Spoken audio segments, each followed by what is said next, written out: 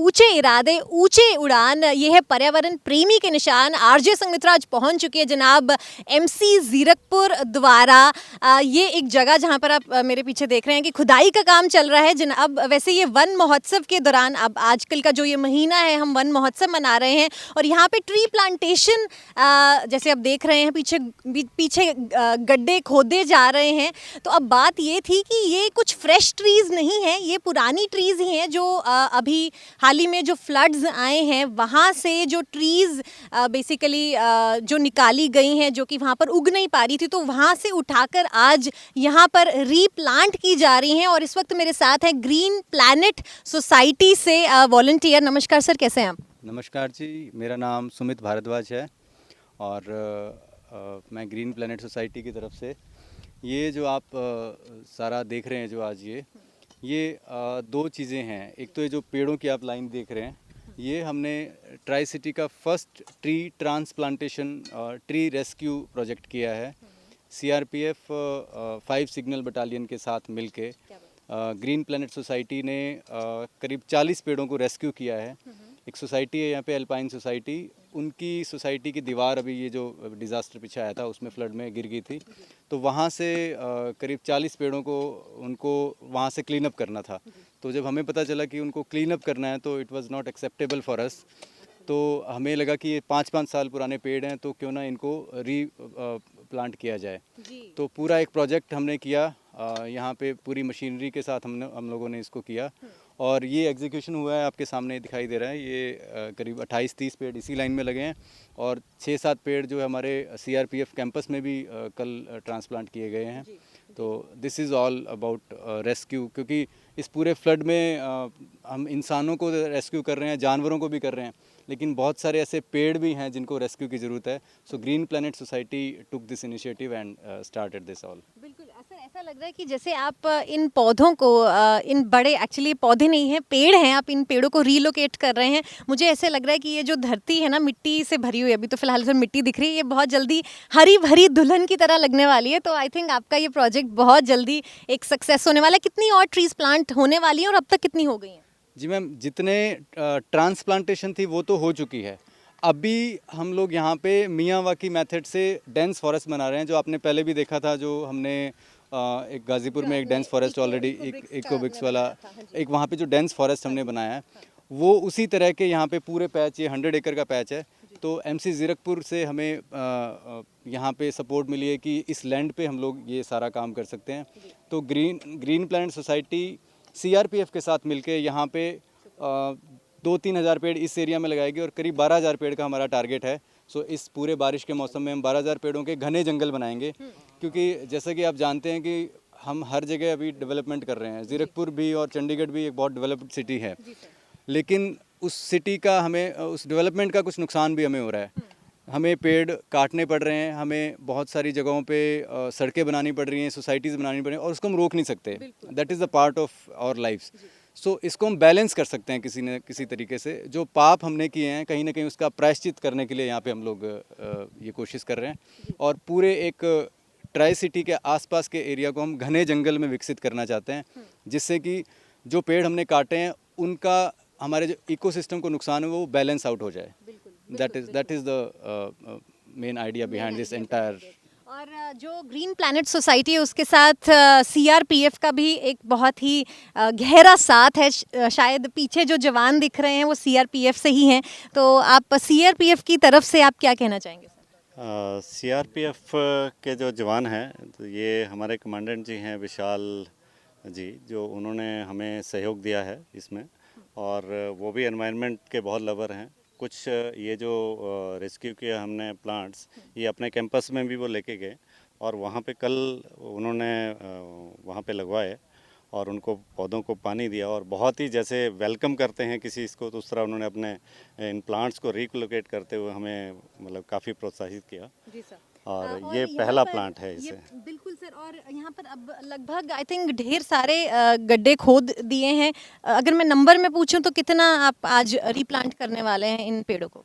अभी यहाँ पे हमारे तकरीबन 800 प्लांट लगने हैं यहाँ पे। इसमें से तकरीबन 50 एक खड्डे कर दिए हैं। अभी सुबह के जवान लगे हुए हैं, 5 बजे के यहाँ पे लगे हुए हैं हमारी ग्रीन प्लैनेट सोसाइटी और जो 5 सिग्नल सीआरपीएफ वाले जो हैं यहाँ पे पूरी टीम्स 5:30 बजे की लगी हुई है। उन्होंने नाश्ता भी यहीं किया और बड़े लगन से लगे हुए हैं यहाँ पे।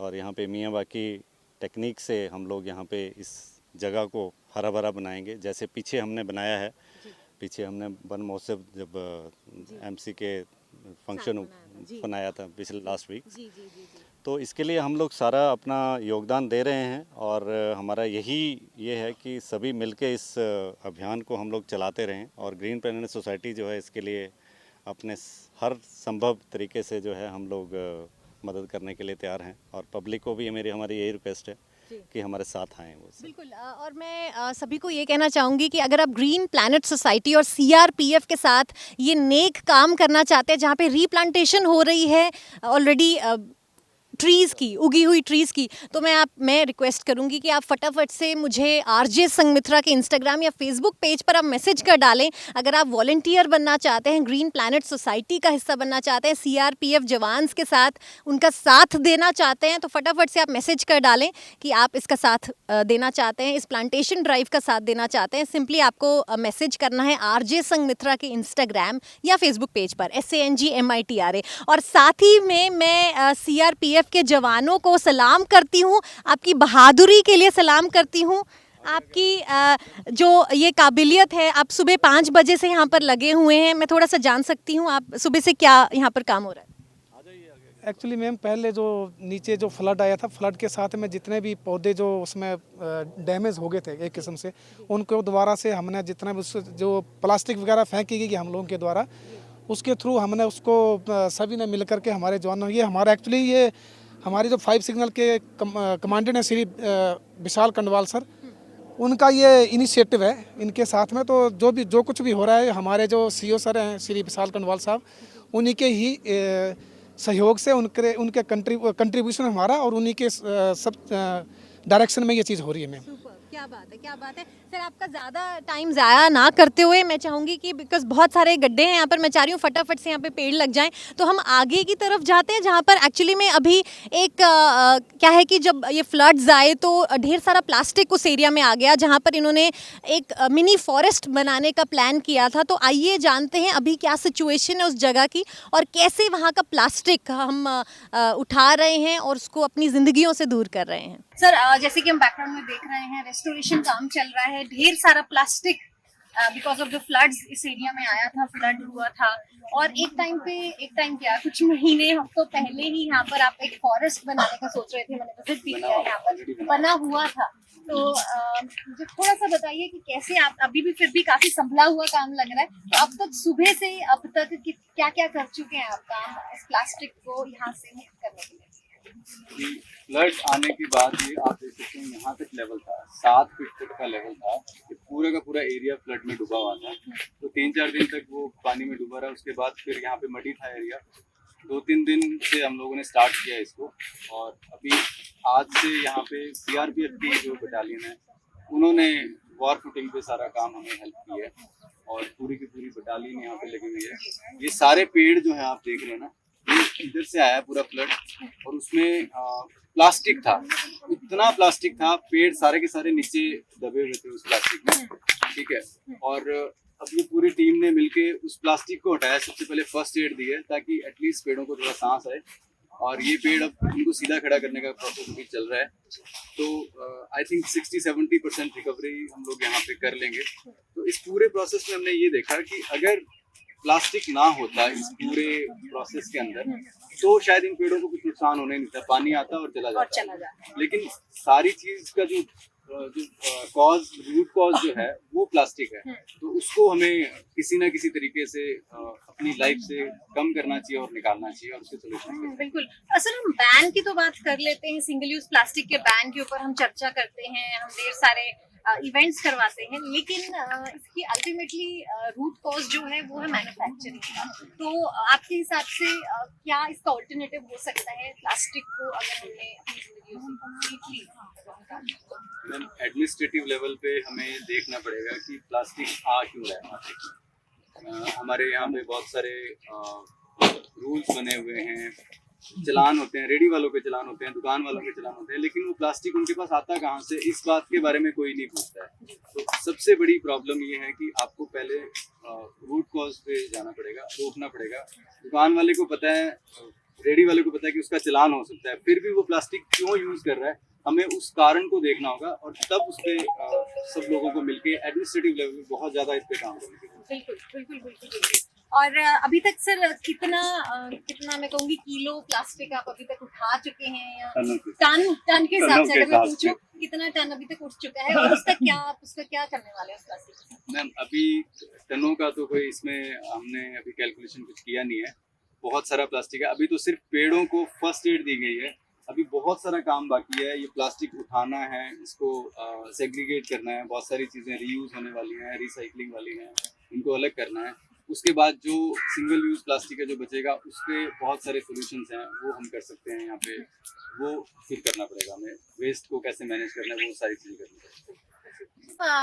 जहाँ पर प्लास्टिक का यहाँ पर पूरा क्लीनलीनेस ड्राइव चल रहा है, एक टाइम पे कुछ हफ्ते पहले यहाँ पर एक बहुत हरा भरा जंगल था, आपने बहुत नाजों से आई थिंक उगाया था, पाला था ये जंगल। और लिटरली जैसे ही मैं अंदर आई ना, तो मुझे मतलब आई फेल्ट सो बैड, मेरे को ना एकदम से रोना आया। हाँ एक्चुअली मतलब इतनी ज्यादा मैं भावुक हो गई कि मैंने कहा हमने कैसे ये देख के गए थे, छोड़ के गए थे, और यहाँ पे अब हम आए हैं तो ये क्या इसकी सिचुएशन है। Absolutely. और ये पिछले 2-3 साल की मेहनत जो सुमित जी की और जगदीश सर की और इनकी टीम की थी, चलो this is nature and this is destiny, we can't do anything, but अब हम कोशिश करेंगे इसको मिल के फिर से दोबारा रिवाइव करें, और जो भी हम अच्छे से अच्छा इनके लिए कर सकते हैं इसको रिवाइव करने की भी विल डू दैट। एब्सोल्युटली। और जब हम आपसे लास्ट टाइम मिले थे तो हमने इको ब्रिक्स के ऊपर बहुत अच्छी तरह बात करी थी, चर्चा करी थी, तो क्या हम फिर से उस इको ब्रिक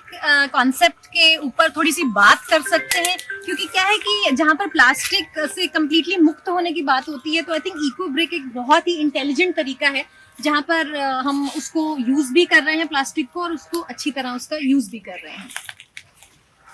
देखो मैं आई टेल यू कि प्लास्टिक अब एक ऐसी हमारी डेली लाइफ की एक ऐसी चीज़ बन चुकी है जिससे हम अगर हम सोचें कि हम इससे बिल्कुल फ्री हो जाएंगे तो दैट इज़ नॉट पॉसिबल। क्योंकि जब प्लास्टिक बैक इन 1950s और 40s में जब इंट्रोड्यूस हुआ था तो इसको एक हमने बहुत मतलब उसे अपनाया, बट टाइम के साथ ये हम पे हावी हो गया, और आज की डेट में प्लास्टिक के बिना कुछ है ही नहीं, एवरीथिंग इज इन प्लास्टिक। अगर हम अपनी किचन में जाते हैं या हम अपने वॉशरूम में जा रहे हैं या हम अपने बेडरूम में जा रहे हैं तो वहाँ हमें कोई ना कोई चीज़ प्लास्टिक से रिलेटेड मिल जाएगी जी। और सिंगल यूज प्लास्टिक के लिए मैं ये कहूँगी कि वहाँ पे गवर्नमेंट स्टेप ले सकती है, उसको बैन किया जा सकता है, बट हम जाके अगर हम किसी सब्जी वाले का या हम किसी शॉपकीपर का चालान करें तो there is no use. Main motive है, मुद्दा है कि वो प्लास्टिक उनके पास कहाँ से आ रहा है जी। जब तक ये हमारी पीछे से फैक्ट्रीज बैन नहीं होंगी, जब तक उसकी जो रूट कॉज है वो नहीं बंद होगा, तब तक प्लास्टिक हमारी लाइफ से निकल ही नहीं सकता। जी जी। जो बंदा दिन में 1,500 रुपए कमा रहा है उसका चालान काट के कोई फायदा नहीं है। और थोड़ा सा लोगों को खुद से कॉन्शियस होना पड़ेगा कि हम जो हमें plastic single use plastic polythene दे रहे हैं हम उससे ना लें, हम घर से निकलते हुए अपना थैला साथ लेके जाएं।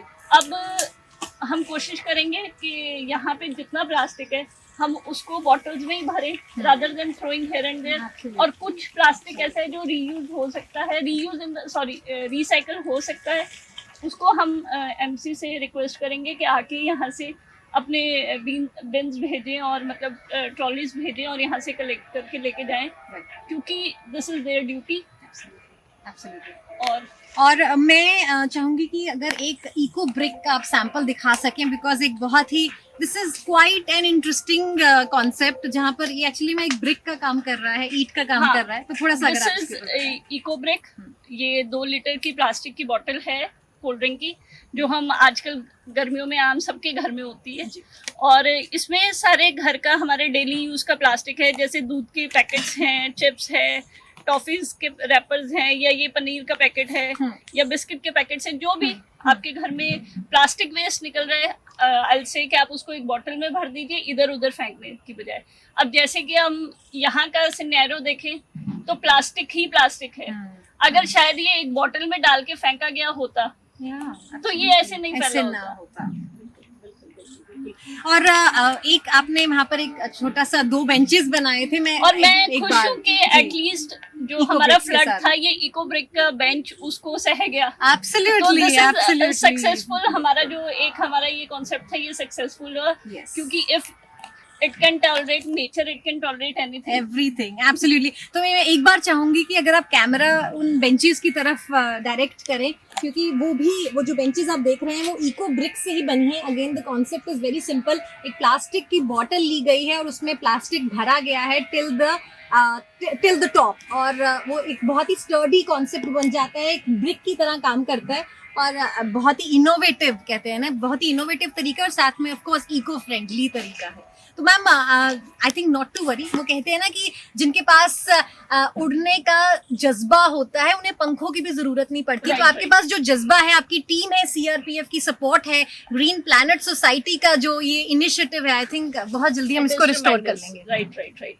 हम कोशिश करेंगे। चलो अभी तो यहाँ पे अब स्टार्ट तो कर ही दिया है सुमित जी की पूरी टीम ग्रीन प्लैनेट की, और अभी मुझे जैसे कल इन्होंने बताया कि सीआरपीएफ भी साथ में जी, आगे आई है। हम जी। कोशिश करेंगे और भी एडमिनिस्ट्रेटिव ऑर्गेनाइजेशंस है जैसे हमारे एमसी ऑफिस है वो भी आगे आए, सो दैट हम इसको एज सुन एज पॉसिबल इसको दोबारा रिवाइव कर सकें।